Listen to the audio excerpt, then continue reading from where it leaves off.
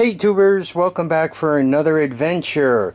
This is the SSR 125cc pit bike, and it's been a long time since I've put much time into it, so it's really time to get this thing moving along. And to that end, mechanically I have it put together. It's got the rear swing arm on it. I fixed the bushing here. I basically got the chain on it. The back wheel is tracking true. I got wheel adjusters for tightening the chain. I got all that done. Now it's time for this thing to grow a spark. I did have it sparking on the GY6 ignition system, but I really kind of want just an ordinary everyday ignition system that I don't have to make sure there's a battery charged or anything. This is the kind of bike you pull it out of the shed, you want to give it a kick or two and take it for a ride. You don't want to have to charge the battery or think about a battery or any of that other stuff. So to that end, let me show you what I'm up to. What I did was I bought your basic pit bike ignition system. And you might say, oh my God, what the heck is this? This cluster is your basic $15 to $20. If you do a search under pit bike ignition, this is what you'll come up with. Got the official tripod here. Let's see if we can't kind of set the camera up and I'll go through it with you guys. So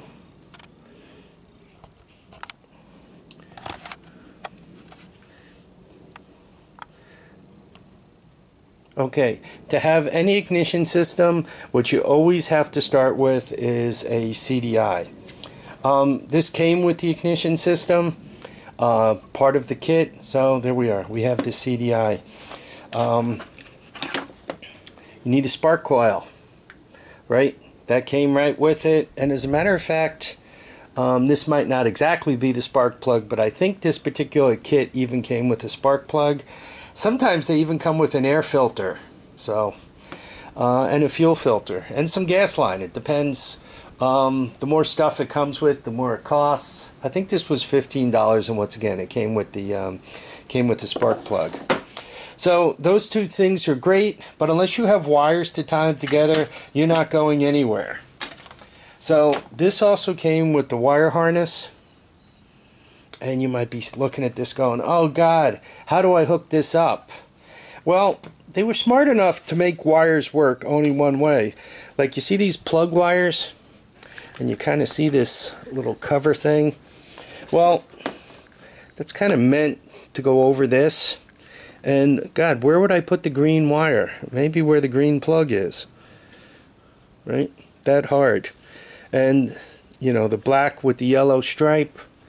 Right, plug that right in here, and then slide the cover right over them.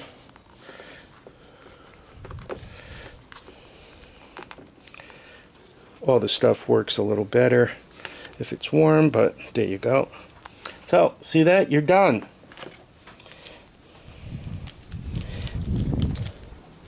You got two other plugs, right? 1, 2.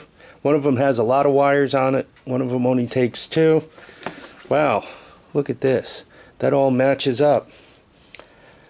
Plug that right in here. Right? Difficult, huh? And then you have one last wire. And this one came with a kill switch. With a off switch. You hold that button down and it shuts the motor off. I have a tendency to not hook these up right away.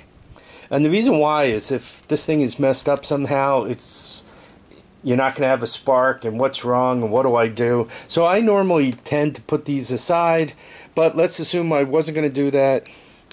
That's how you attach it to the handlebars, and it's the last connection you make from a within itself point of view. You just slide those two together, and it's hooked up. But let's leave this off for now.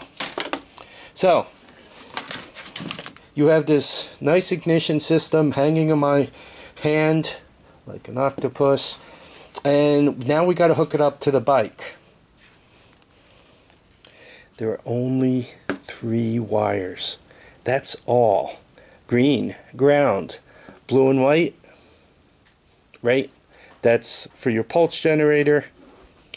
And red and black, that's where the stator power comes in to power this whole thing up. Here, let me get the camera loose again.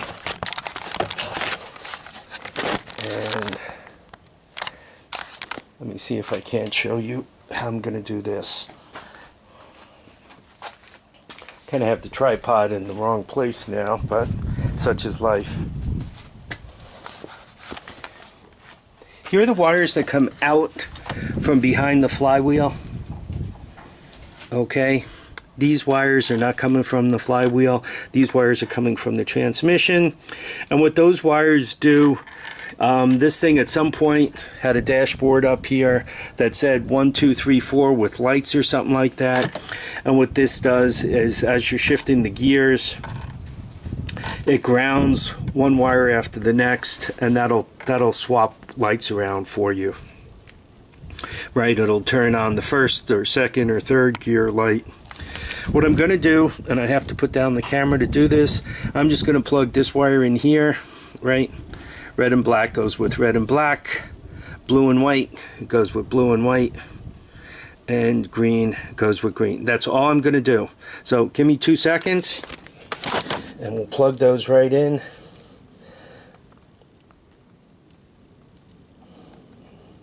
You want to make sure they're plugged in well. That way the thing doesn't start right up and then, uh-oh, what happened? And now it won't start.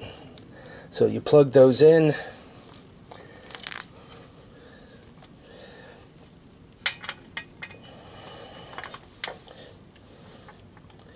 And I'm just putting the spark plug in a place that you can see it right there. Okay. So what I did is I plugged those in and we should be ready to go. I've set up my portable CDI, or my portable jumper pack, to go right to this electric starter. Whenever you're troubleshooting a spark type deal, if you have an electric starter, it's a lot easier, because then you could kind of have a free hand. You're not like kicking it and making things shake and so forth if you're using a Kickstarter. So with that, you should be able to see if it's sparking or not fairly well.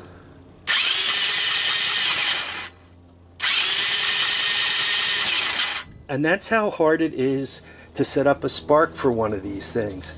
Is that not the easiest thing in the world? Now, I go through this for a moment, and there are bikes out there, a lot of the China bikes, you got to take a look at what's coming out from your flywheel. And in this case, I know I got a blue and yellow, and I know where that goes to, the pulse generator. I know green does ground, and you could also check that to the case, and you should find a short circuit. And then I know the stator. I haven't checked this one, but there's somewhere around 100 ohms, maybe a little more, maybe a little less, but that's what I would expect to find. Right, maybe 50, maybe the one for that guy came in at 200, right, for the ATC 200. So just for some numbers, you also have a couple of other wires coming out. Notice I put tape on them. Well, given that this thing has an electric starter, if it was fully equipped with all its stuff, these two would go into a voltage regulator. Out of the voltage regulator would be a red wire and a black wire, and the red wire would go to the positive on the battery, and the black wire would go to the negative on the battery. And there we are. That gets you the battery, and then you could wire up the rest of it to a starting solenoid and so forth to make the starter work. So that's all there is to wiring a pit bike. Piece of cake. A lot of times I find it a lot easier to build my own ignition system, or rather than mess with the wiring that was there, which by the way was truly messed up. They had a lot of things going to a lot of the wrong places. Anyway, rather than do that for 15 bucks, I just bought an entirely new ignition system. Also, once you get your standard square plug ignition system, get yourself running. They do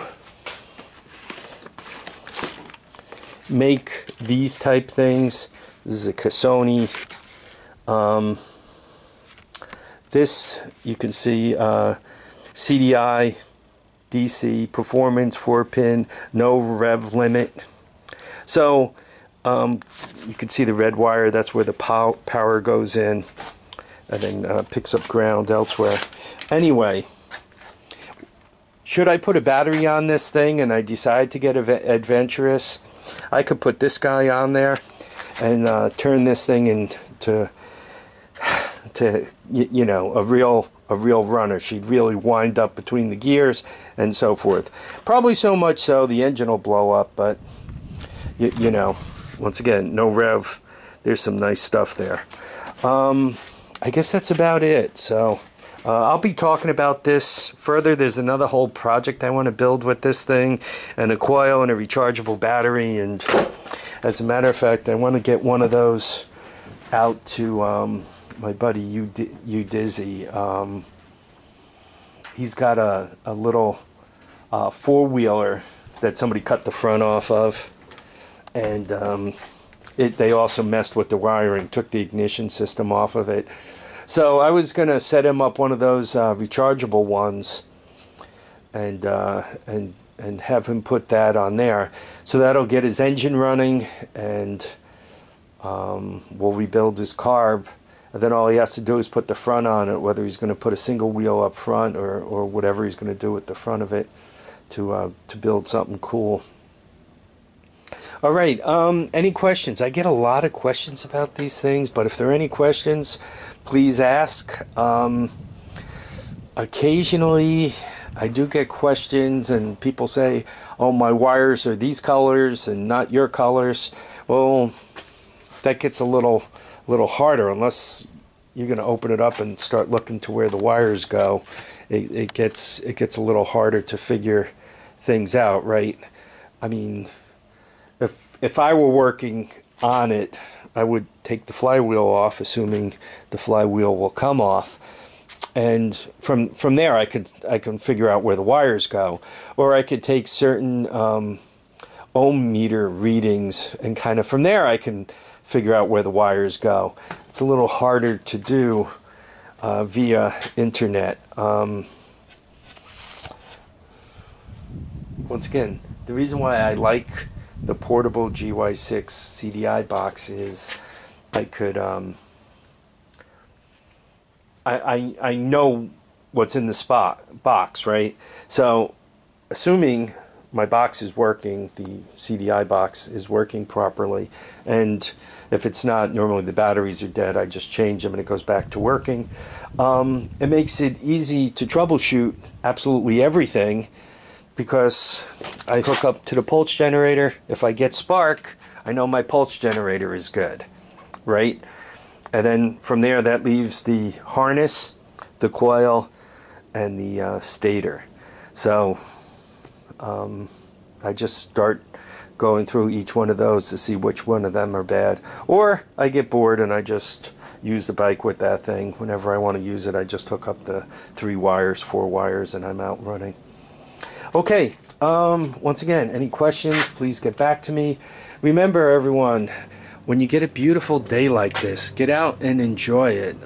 It's just absolutely perfect. Batteries are all charged up, right? Got the green light on there. This is as good as it gets. 65 degrees with a bright sunshine. Okay, if you enjoyed this video, please give me a like, a kind comment. Please subscribe, right? And if you don't like this video and you find it necessary, give me the thumbs down, but please tell me why.